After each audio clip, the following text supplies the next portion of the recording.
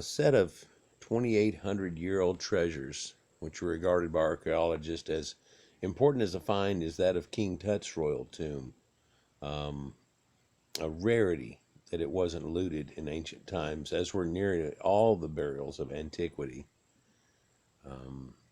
Some lost to time have been found, giving us a glimpse of these once great people and their symbolic art.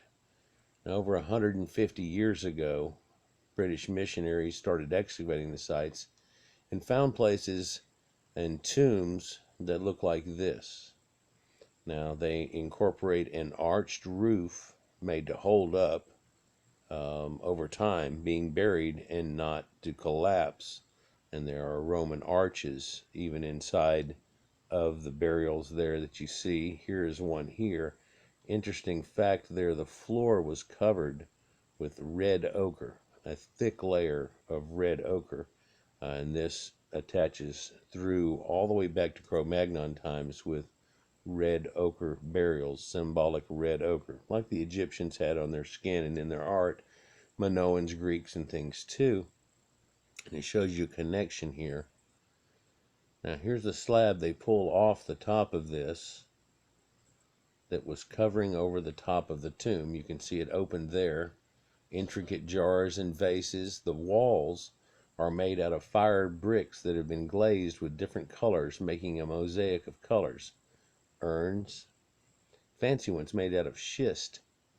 And there's the burial there below the bottom of this, some sacrifice that's been given. And this burial here, again in a layer of red ochre, and you can see this burial here totally immersed in red ochre, and peeking through the red ochre you can see some golden objects. Once they excavated this, they found hundreds of pieces that were in each of these three burials, and some crowns, bracelets, necklaces, and some beautiful pieces of artwork like this here that shows a Phoenician connection. Now, these go to different people. Now, the insets here that you see there, each one contained a stone inside of it, although 90% of the stones had fallen out.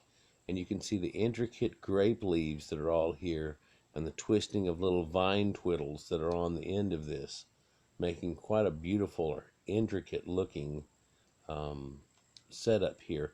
And you can see again the center of these daisies. Each contained a little gemstone in antiquity, but are now gone, except for a few of them. None on this side, but the other picture they showed. Another thing to note when you look at these in the daisies is the intricate ring of beads that are put around each one of these circles. But then if you'll look at the little flower petals, an even more intricate set of beads are all laid around every single flower petal. When you get a closer look at these, you can see the symbology here. It looks like Jesus on a cross, the grape, the wine leaves. You can see these beautiful two that are slightly different than each other, yet closely related. And that intricate beadwork, I don't know if it shows on these pictures here, of all these, which look, for all intensive purposes, like little daisies, little flowers, all around an ancient headdress that a queen used to wear. Now, Queen Yaba, she's the queen of Tilgath-Pileser III, had this one, and she comes from 744 BC to 727 BC. Now, Banito, queen to Shalmaneser V, is the other helmet there, and it was from 726 BC to 722 BC, so not very long at all. And then we have, right before Sargon II, Atalia, the queen of Sargon II, 721 to 705 BC. Not long before the Babylonians' conquest of Levant, and then Cyrus the Great, bringing back order to the entire area and giving people back their land. Something to show you here about the third one that's in line. There are intricate bells all around the outside and small hanging grape groups that are in there that are just extremely gorgeous. I'm going to get a closer look at it here. You can see all the grape leaves that are inside it and the webbing that's in the inside of this, the bells around the outside, and how each leaf is intricately made.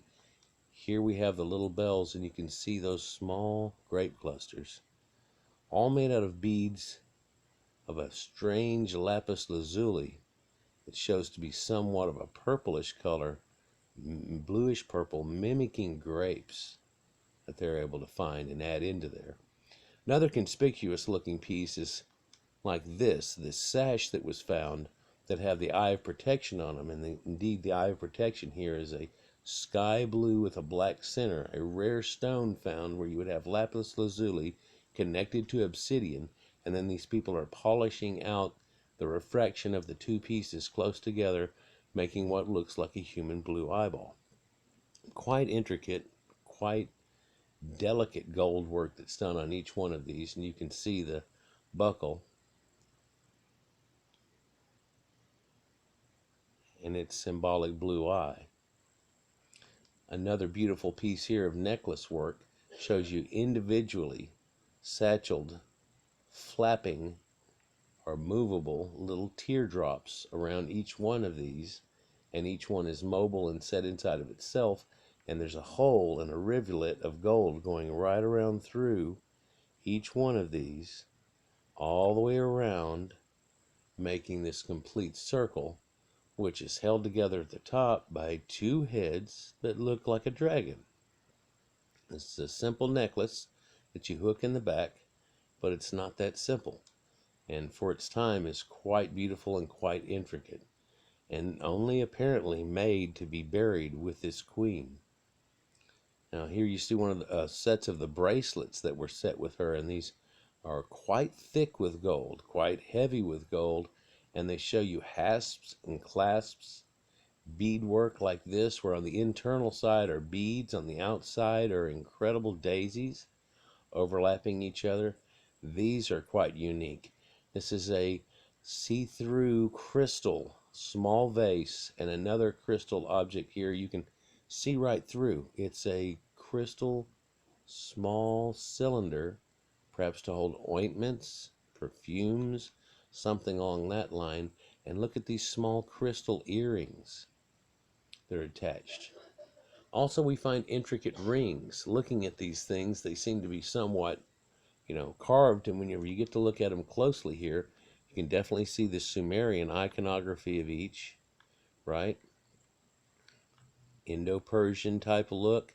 And look at the small inlay all around this that is all done symmetrically and somewhat perfect. When you get close to look at it, you can tell this is done quite well for the time. Incredible craftsmanship. There's a symbolic ring that have two lions kissing each other in the front. You look at these and they contain that blue eyeball of protection. Was this a ring of protection? And when you get close to it, you can see this iconography that almost looks something like a Mayan calendar, and how incredibly inlaid it is with small, small details.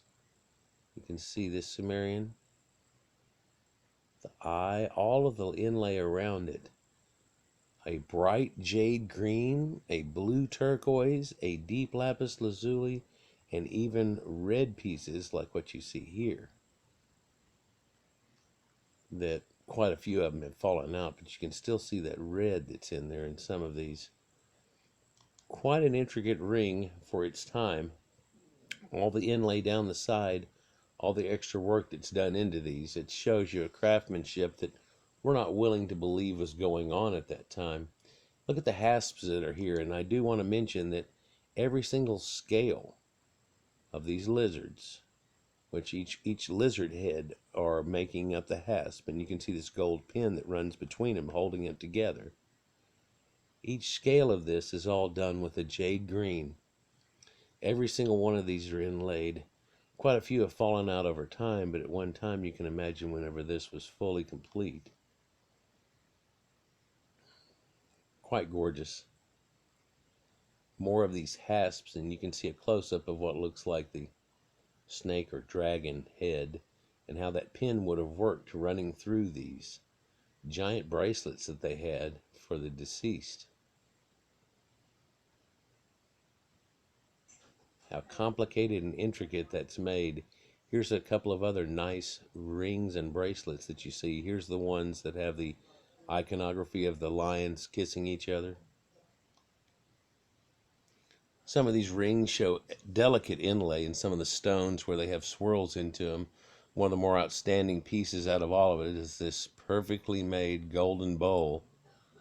We've seen quite a few examples of these golden bowls given over time. You can even look around the rim of these and it'll show you cuneiform writing that they have,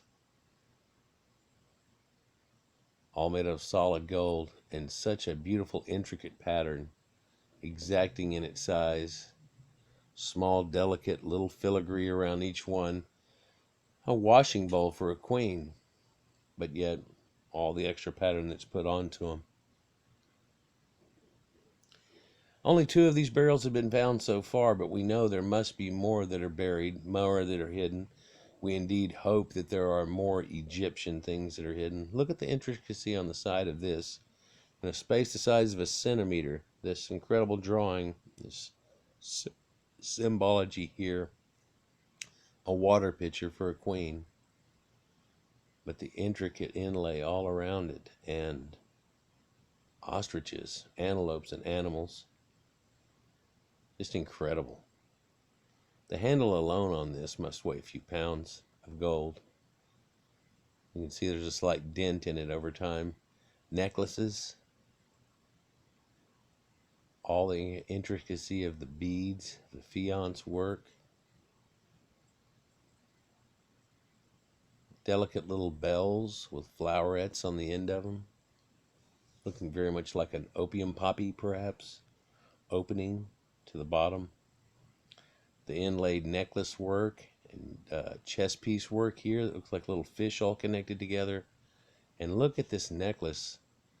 At this time was able to be built all herringbone style with a clasp that's not unlike what we see today. It doesn't have the inner spring mechanism to click open, but look how incredibly similar this is to some of the better necklaces that are created even modern day.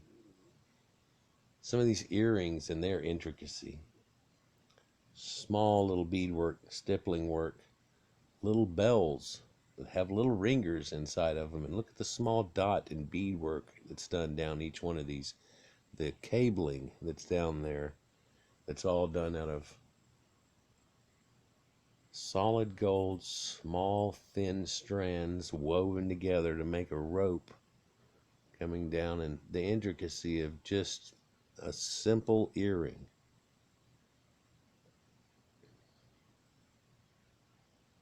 Much more beautiful and handmade than people think. A minute crown, some other rings with other types of inlay, and perhaps the very first safety pin ever. I've had this in another video, but you can see the coiling here allowing for a spring and how it connects and hooks up under this guy's nose here. Appears to be like an owl with his nose hooked out, and that owl's nose is where the hasp holds onto. This is perhaps the very first safety pin ever seen in humanity. There isn't one that dates before it. This priestess look here. And 2 symbolic sash covers, one that is a date palm, and the other that contains that Sumerian tree of life that we're all too familiar with. This almost all got lost during the Great Baghdad War, and indeed, as soon as the firefight started, the locals tore into the museum and started trying to take everything. Somehow all of this was kept in a vault very deep below the bank that was there in the town and never got touched. And they had another excavation to go back through after the war was over and pull all this stuff out and make sure that they had still had it. It was kept in 3 chests that were unmarked, just so people wouldn't know, and indeed it's the reason that it is still saved today, or all we would have are these old pictures. Like, share, and subscribe, and enjoy, guys.